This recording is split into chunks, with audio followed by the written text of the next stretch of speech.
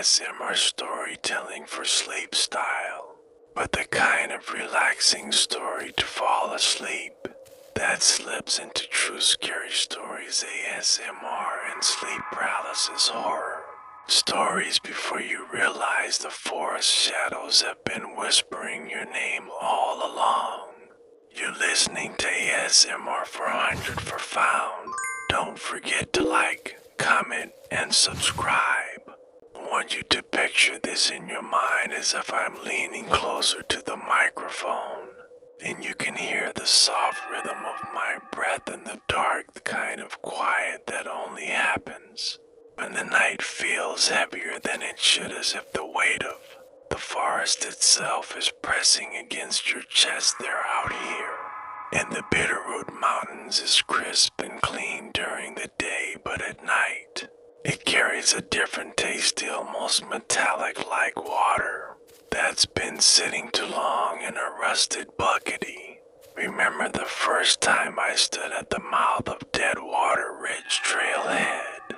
I thought it was just another forgotten path tucked into the Montana wilderness, nothing but pine and shale and the steady whisper of wind through the rich slocals, and the nearest town never spoke about the trail unless someone else brought it up first, and even then, it was with that half smile people get when they want you to think they're joking. But their eyes give them a why. You see, Deadwater Ridge got its name. Press search party found a hunter's body in a shallow creek bed up there. The Zach of the coroner said he drowned, but the creek was barely ankle deep, the kind of place you could sit in and still breathe unless something was holding you down.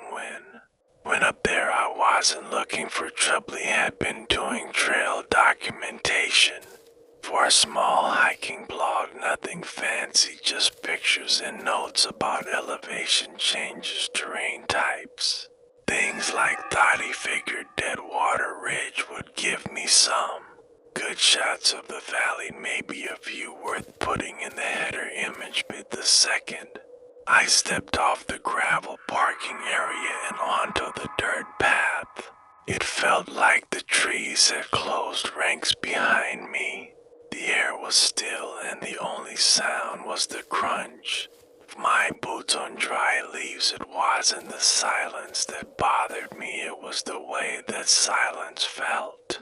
As if it was watching meth trails started off wide enough for two people to walk side by side, but for half a mile and narrower, trees grew closer, their trunks black against the dim light. Smell of wet soil clung to everything. Deeper I went, the more I noticed the ground dipped in subtle ways, as if the trail was sinking into the earth. He stopped to take a photo when I looked back down.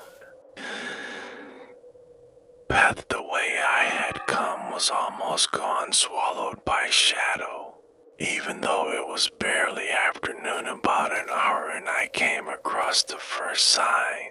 Something was wrong. It was an old metal trail marker bent almost in half, as if someone had gripped it and pushed with more strength than they should have. The letters were faded, but I could make out the word Clearwater scratched over with something else, Deadwater, carved deep into the paint. As if with a knife, I ran my fingers over the grooves and felt the edges still sharp despite how old it looked. He pressed on because I told myself I had driven all this way for nothing if I turned back too soon, and part of me was curious about why people avoided this Placide trail. Began to climb steadily, and the temperature dropped.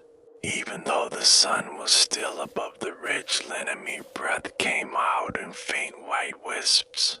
I could feel sweat cooling too fast against my neck. That was when I heard it, the sound of water trickling somewhere ahead. But it was uneven, not the smooth babble of a creek, more like a slow drip into a hollow space. I followed it until I came to a clear Inga pool of dark water. sat in the middle ring by a black stone's surface was so still it looked like glass, but when I knelt beside it I could see faint ripples starting from the center, like something had just broken the surface and gone under. He leaned closer and caught my reflection.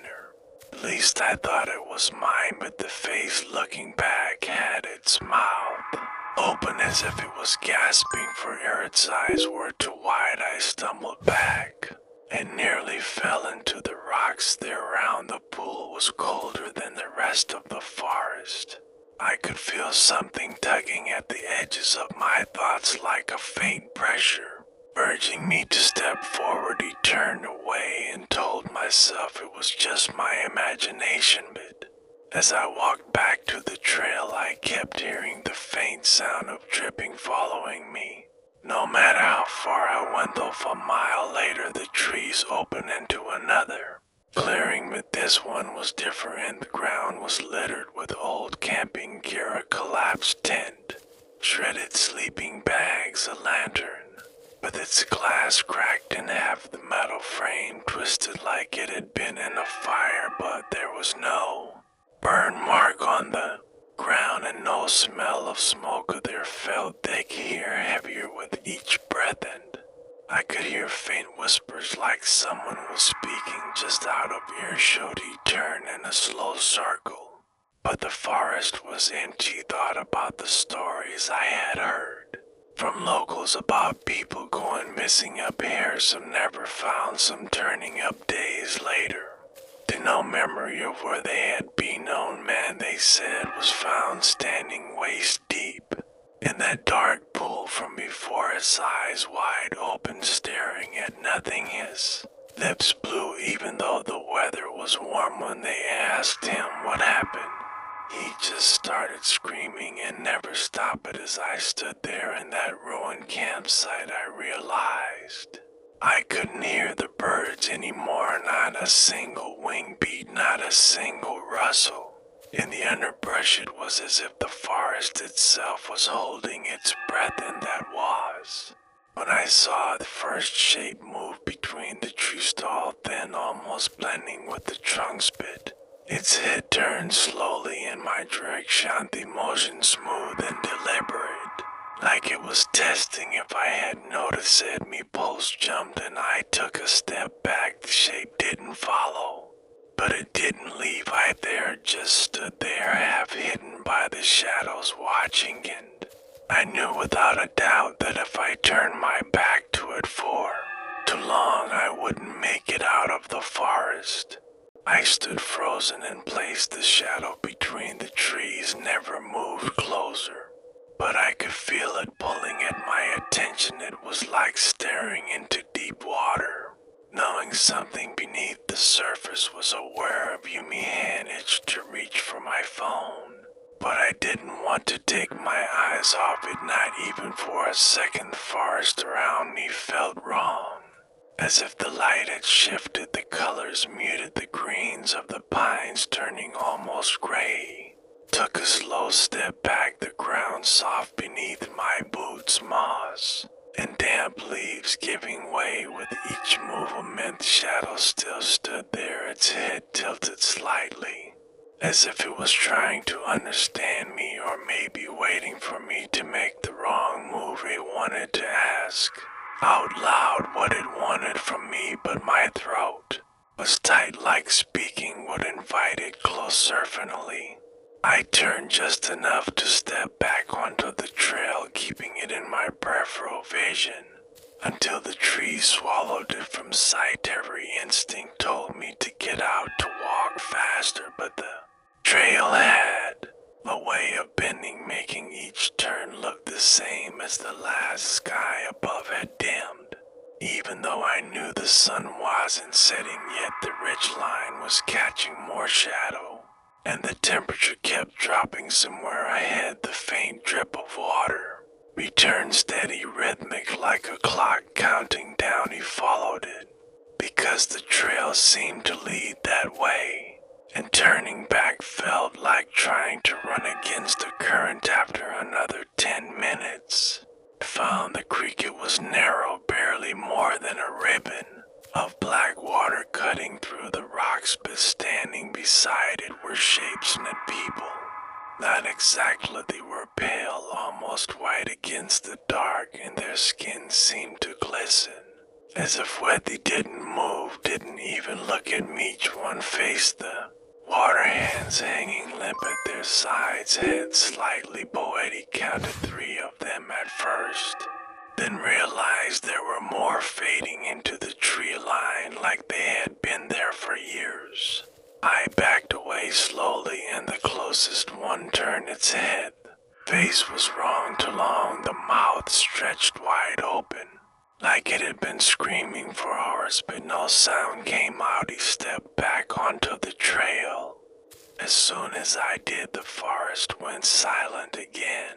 The drip of water was gone, the air heavy in my lungs somewhere. Behind me I heard a single footstep crunching through the leaves. He didn't look back. I kept walking, trying to keep my breathing steady, every muscle tense, waiting for a hand to close around my shoulder. The trail curved left then right, and each bend felt like it led me deeper and set up toward the parking area. When I finally saw another clearing, I thought it was a break, but it wasn't. The clearing was filled with bones and fresh, but not fully gone to dust either. Deer skulls, elk antlers, small animal remains scattered among them, all bleached white under the dim light. In the center of them all, something was moving. It was hunched low, its arms long enough to drag against the dirt, its back rising and falling in slow breaths. He froze again, watching it shift as if it was smelling the air. When its head lifted, I realized it didn't have eyes, just smooth pale skin where its face should be, and yet I knew it was looking right at me.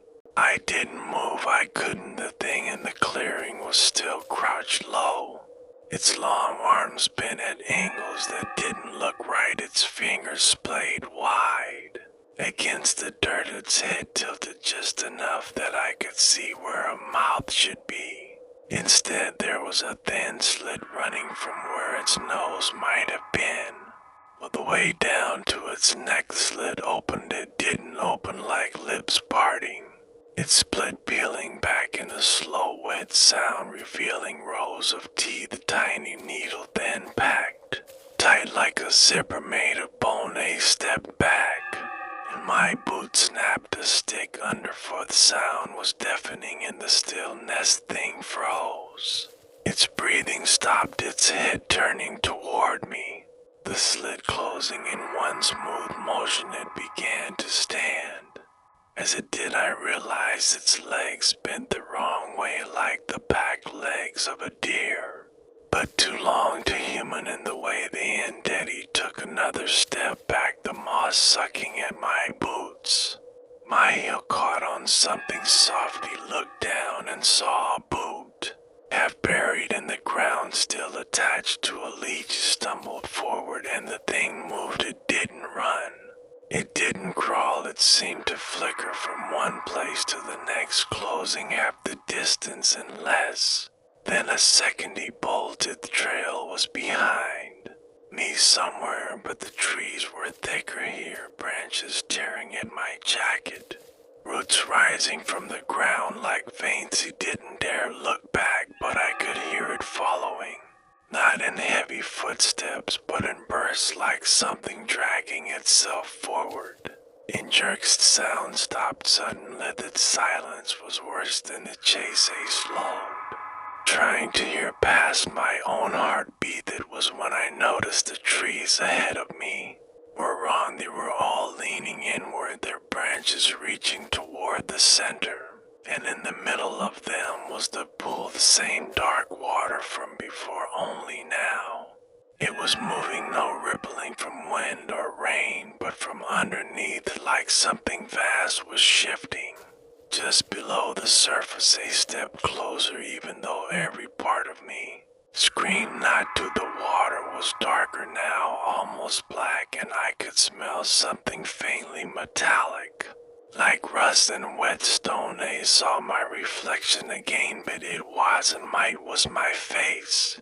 But pale drowned, the lips blue, the eyes wide and glassy, its mouth began to move, shaping words, but no sound came. At the surface trembled, and a hand, pale and thin, broke through the water, the fingers curling in a slow, beckoning. Modioni stumbled back and hit something solid. It was the shape from before, the one-eyed. Seen between the trees, its head tilted at the same unnatural angle. Its body tall enough to blot out the sky above might reach down, its fingers grazing my shoulder.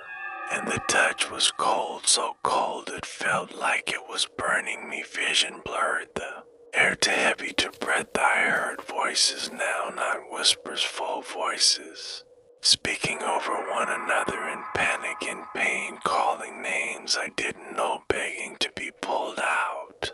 I realized the voices weren't coming from the force, they were coming from the water. The shape pushed me forward and my boots hit the edge of the pulley, dug my heels in.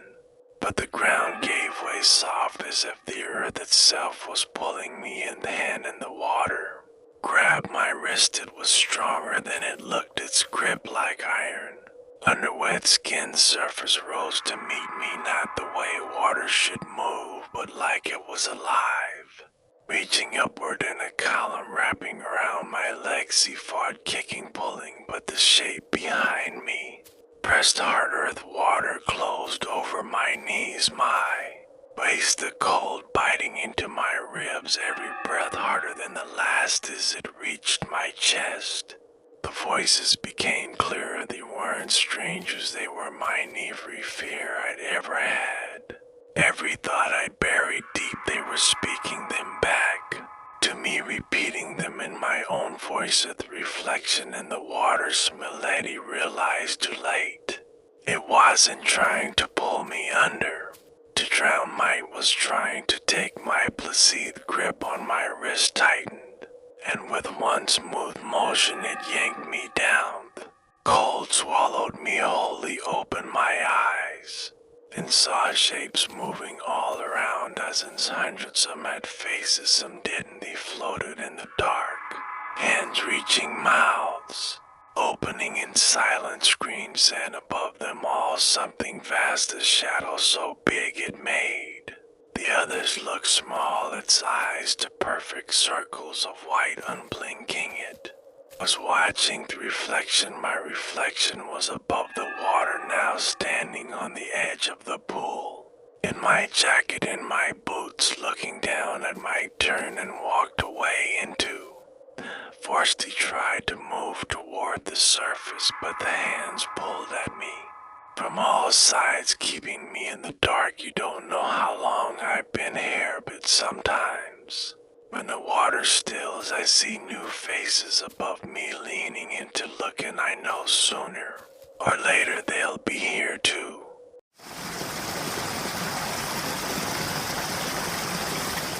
They called it the Marrow Pines Trailhead because the trees that looked like bones, stripped clean and frozen in place like a forest caught mid-scream. It sat 3 miles past the last paved road in northern Maine, where the fog rolled off the lake so thick it could hide a man standing 5 feet away. The locals said no compass ever spun true in those woods. I first heard about it from my Uncle Ray, who had worked search rescue for almost 20 years, and he told me flat out there were places where the ground itself wanted you, and this was one of them. It was a late September morning when I parked my truck by the old ranger station, the one with its roof caved in and its windows black with mildew. The air was cold enough to sting my lungs with every breath, and the smell was sharp like iron. And wet pine, a wooden sign leaned against a rusted post, but the words Marrow Pines Trail burned into it. The letters warped and splintered like the wood itself was resisting being Name beyond it, the trail dipped into shadow immediately, even though the sun was still hanging low. And right behind me had my pack loaded with enough food and gear for 2 days. But I told myself I was only going in for a few hours to take photographs, but deep down I knew that wasn't the truth. I'd been dreaming of this place for weeks. Each time the dream was the same, I'd stand at the trailhead and hear something breathing out there. Something that never showed itself but was. Close enough that the air between us felt elevated. The first mile was silent, except for the crunch of my boots on damp earth and the occasional drip of water from the canopy. The trees here were too thin and too pale, their bark a ghostly gray with black streaks running down like dry blood. No birds, no insects, no wind. Just the sound of my own steps. I stopped once to take a photo of a crooked pine, whose trunk had twisted in a perfect spiral, and when I lowered my camera, there was a figure standing deeper in the trees watching me. Froze. It was too far to see clearly, but it looked like someone wearing an old yellow raincoat even though the sky was dry. They didn't move, and I told myself it was just another hiker, but something about the way they stood completely still with their heads slightly tilted made the hair on the back of my neck rise. I turned and kept walking faster this time, not looking back. Half a mile later, the trail forked. The left path looked freshly cleared, the dirt dark and loose. The right was overgrown, choked with ferns and thorny vines. The trail map I downloaded showed no fork at Allen. Then I heard it, a single wet inhale from somewhere behind me, slow and deliberate. When I spun around, the trail was empty, but the air felt heavier, like something had just slipped out of sight. I don't know. I chose the right path. Maybe it was the way the cleared one felt too obvious, like it had been made for me to follow. The overgrown one felt wrong in a different way, and I've learned that the wrong path sometimes leads to the truth. I had to push through the brush, feeling the thorns catch on my jacket, hearing them snap back like little whips. The ground sloped downward and the air grew colder until I could see my breath. That's when I found the first totem. It was hanging from a branch at eye level, a bundle of twigs bound with sinew, shaped like a human rib cage, with a tiny bird skull dangling in the middle. The moment I touched it, the forest went completely silent, not just quiet, but drained, like someone had pulled all the sound out of the world. And then from somewhere ahead came the sound of branches breaking one by one, slow and steady like footsteps closing. Eenie backed away and my boots sank into something soft. When I looked down, it wasn't mud, it was a patch of earth covered in pine needles, but when I brushed them aside, the ground underneath was pale and smooth and cold like skin. He heard breathing again, this time right behind me. The dirt beneath my boots shifted with a strange softness, like the ground itself was breathing, and every step sent a faint shiver up my legs, as if something deep below registered my presence the same way a predator senses movement in the dark.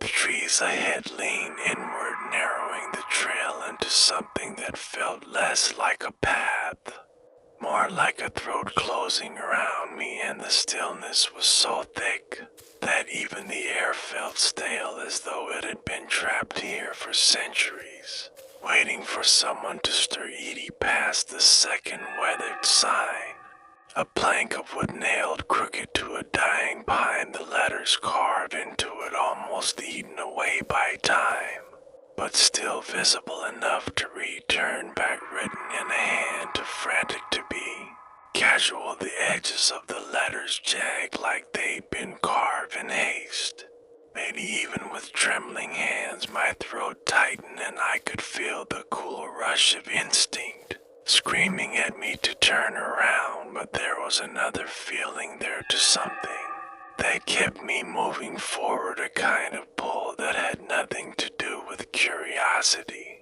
and everything to do with the way the shadows ahead seemed to bend toward me. The deeper I went, the more the forest began to change. The smell of damp pine gave way to something metallic, sharp, and faintly sweet, like rust mixed with rotting leaves. The soil took on a darker tone, almost black, and when my foot sank into it just slightly, I thought I heard something beneath it, a faint muffled sound that was neither bark nor root, but something more yielding like flesh. I kept walking, telling myself it was my imagination, but the sound followed in rhythm. My steps always just under the surface. Then the wind stopped entirely and I realized there was no sound. No, not even my own breathing. At first I thought I'd gone deaf, but then I heard something distant and high-pitched drifting through the trees. It was almost like the cry of a coyote, but stretched and broken into something human, and it was coming from far up the trail in the direction I was headed. My hands trembled inside my pockets, but I forced my legs to keep moving forward. The trees on either side of me began to grow closer, their branches curling together overhead in ways that didn't look natural. The wood seemed to twist unnaturally tight, like sinew pulled around bone, the bark glistening faintly as though wet with something thicker than rain. Every so often I thought I saw shapes in the bark, faces half-formed and stretched in silent screams, their features blurred like they were still sinking deeper into the wood. The sight of them made my chest feel heavy. A little farther on I found another sign, this one hanging by a single nail and swinging slowly, even though there was no wind. It simply read, "You cannot leave." The letters scorched into the wood, blackened and curling at the edges. I stared at it longer than I should have, because the more I looked, the more it seemed like the wood wasn't burned, all but rather the words themselves were made of something dark that had seeped into the grain from within, as though the trail itself had written them. Path dipped downward into a shallow hollow where the air was colder and the light dimmed to the color of ash. The trees here stood wider apart, but their trunks were swollen, warped as if they'd absorbed something they were never meant to hold. I realized then that every single tree in that hollow was leaning toward the center, where a massive stone stood jutting from the ground at an angle and covered in carvings so deep they looked like wounds. The markings weren't letters I recognized, but the longer I stared, the more I felt like I knew what they meant, though I couldn't have said it out loud without choking. He stepped closer, the ground soft and almost spongy under my boots, and placed my hand on the stone. It was ice cold and slick with a thin sheen of moisture, and for a second I swore it pulsed beneath my palm. I pulled back, but the feeling lingered in my skin, a subtle throb that traveled up my wrist and into my arm like something was moving inside me, and that was when I heard the footsteps behind me, slow, deliberate, and heavier than my own.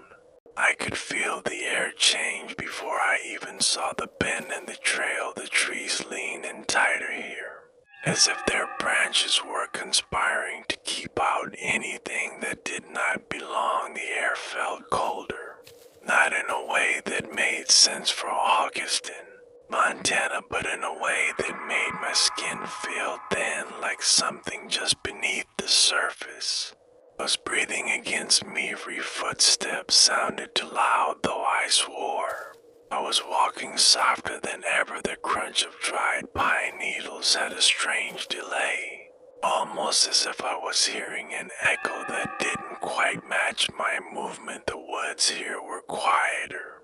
Bird calls, no wind moving through leaves, just the faint sound of water somewhere far off.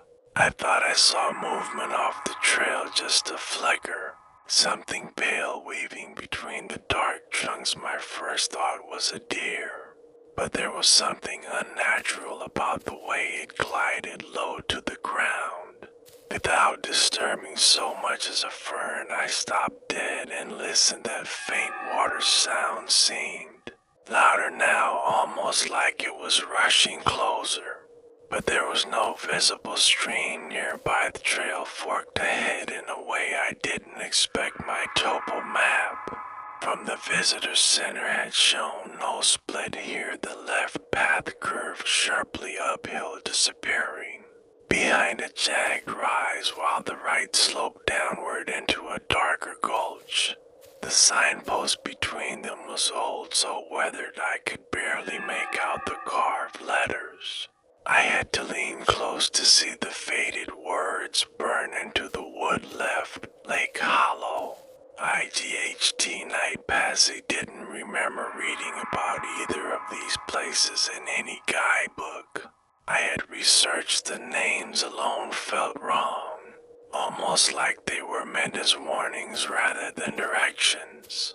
I felt the pull toward the left path, a strange, magnetic draw on my gut, but I couldn't explain why. It wasn't curiosity. It was almost like being Khaledi stepped onto the incline of Lake Hollow. Instantly felt the trail beneath me give a little, like the dirt was softer here. I crouched, brushing my fingers across the ground. The soil was damp, cool, and strangely smooth, almost too smooth. The scent of it hit me, a mix of wet stone and something faintly metallic. The rushing water sound grew clearer, yet when I paused it didn't stop.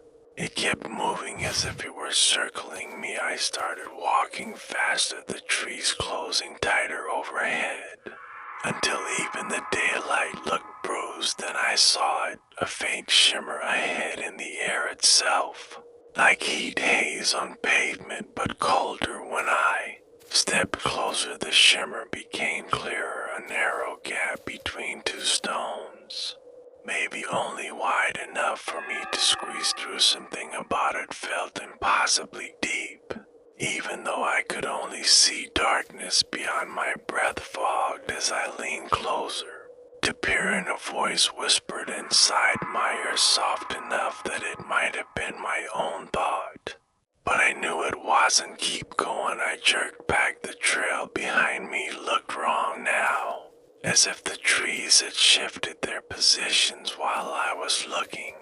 Way they were closer, their trunks leaned at sharper angles. The air was heavier, thicker to breathe.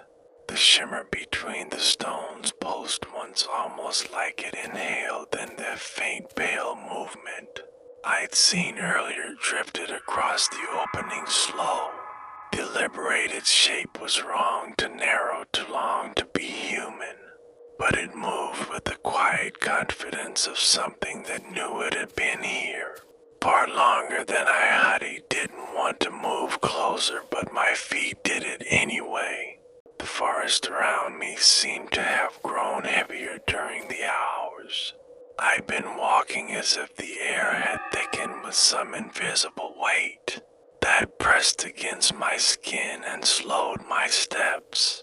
The trees leaned in from both sides, crowding the path, until the branches above wove together and shut out the moonlight, leaving only thin streaks of silver that quivered across the dirt underfoot. Somewhere far ahead, something rustled in the undergrowth, and my first thought was deer, but the sound lingered too long to deliberate for an animal's random movement. It was a dragging sound, like something wet being pulled across. Lavesi gripped the strap of my pack tighter, tried to keep my breathing even, but every step felt like I was being watched from just behind the tree line. At one point, I turned sharply, hoping to catch whatever it was, but saw only the unmoving trunks, standing there in silent ranks.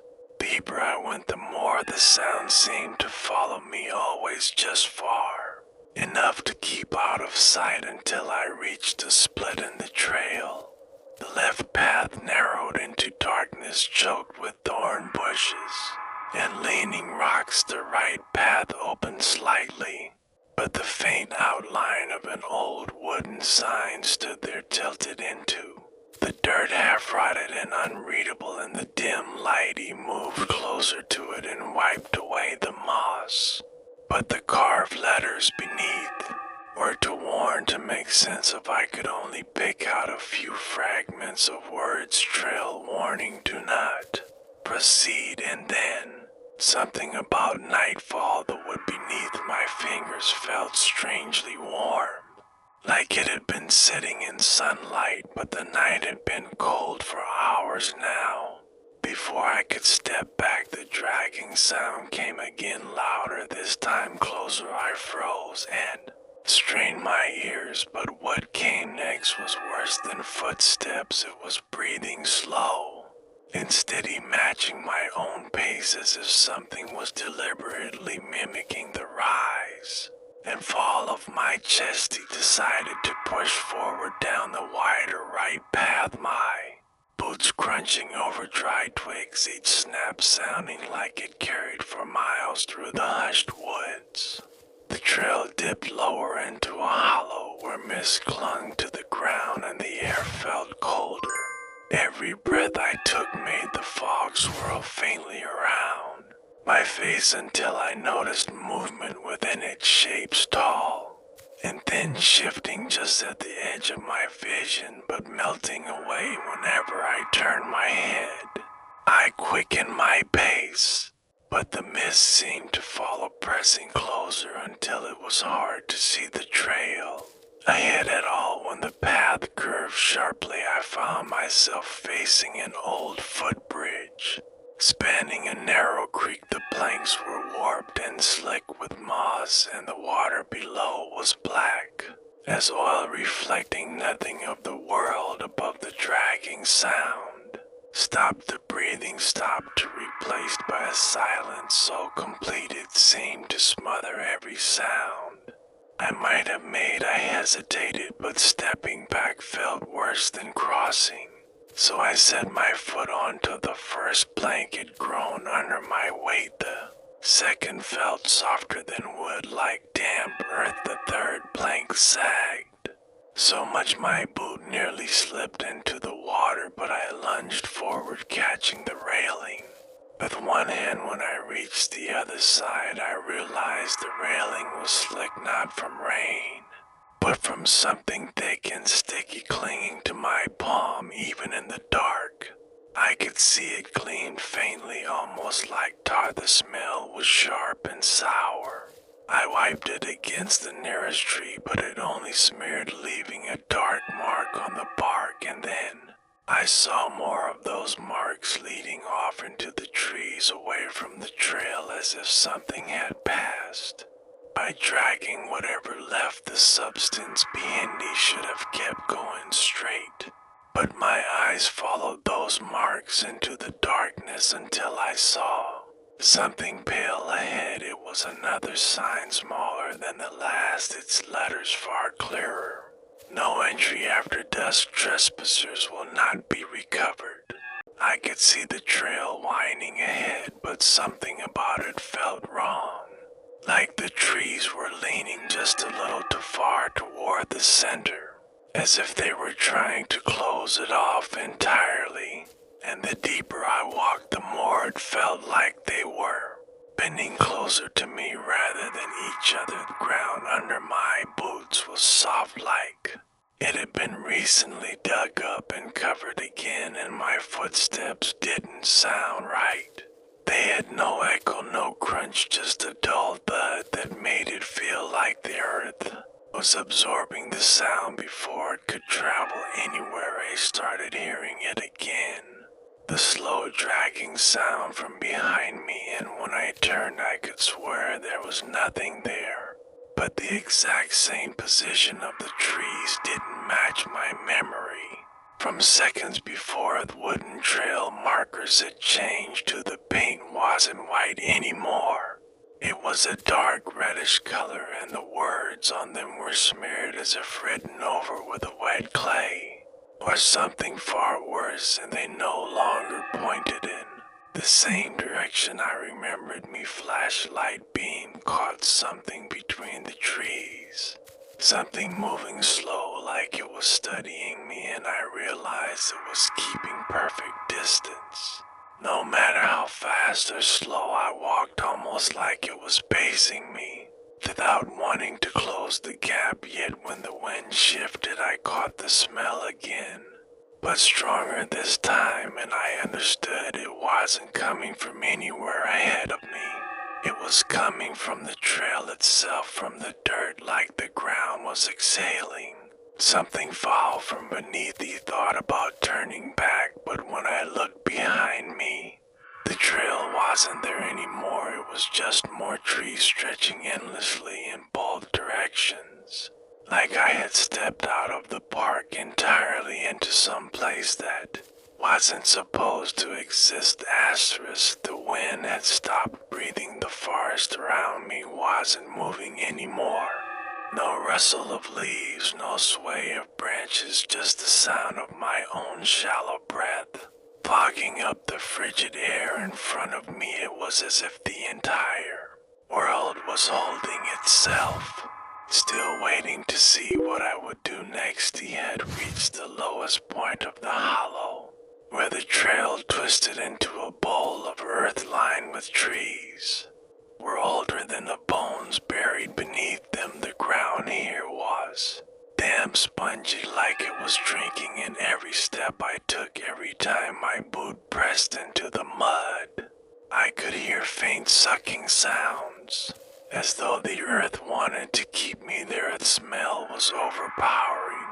Now not the smell of rot exactly, but of something old, something left too long in the dark. It clung to my throat, made my tongue feel thick, made me want to swallow over and over just to get it out. Then I saw them shapes, moving between the tree trunks, too still to be human, too tall to be anything I'd ever seen walk on two legs, their heads tilted unnaturally, their limbs hanging loose like marionettes that had forgotten they were supposed to pretend to be elevated. They didn't walk toward me. They swayed a gentle side-to-side rhythm, their feet never lifting from the ground. I couldn't see their faces, but I could feel them looking straight through. Method was when the whisper came back, not from one direction this time, but from everywhere behind me, above me, beneath my feet. It said my name, drawn out long and slow, like it didn't want to let the sound go. My legs moved before I told them to. I backed away, my heel catching on a root, my arms flailing to keep me upright. And when I looked down at the root, I realized it wasn't a root at all. It was a hand, thin, bony fingers breaking up through the soil, gripping my boot hard enough that I felt the pressure through the leathery tore free. Stumbling backward, my flashlight beam swinging wildly. The swaying shapes in the trees were gone, but the ground around me was starting to ripple, like something beneath the surface was pushing upward. Dozens of those thin hands, starting to reach through the earth. Whispering got louder until it wasn't whispering anymore. It was voices, hundreds of voices speaking over each other, all in that same slow, breathless tone. I couldn't make out the words, but I knew they were telling me to stay, to sink, to join them. They grew heavier, every breath hurt the edges of my vision, darkened, and for one terrifying second I thought about giving in, about letting the earth take me, just to make the sound stop. Then I saw the trailhead sign through the trees. It was faint in the fog, barely a silhouette, but it was enough. I forced my legs to move through the mud over the reaching hands past the shapes that now seemed to watch without moving. Every step felt like it was pulling part of me off, leaving it behind in the hollow. When I finally broke the tree line, the air hit me like a wave, fresh, cold, sharp. The whispers stopped. The forest behind me was silent. He didn't look back, not once. I drove until the gas light came on, and still didn't stop it. Here's the thing, the mud on my boots never dried. It's still damp, still cold, and sometimes when I'm alone in my house at night, I can hear it dripping on the floor, slow, steady, like the hollow is waiting for me to come back.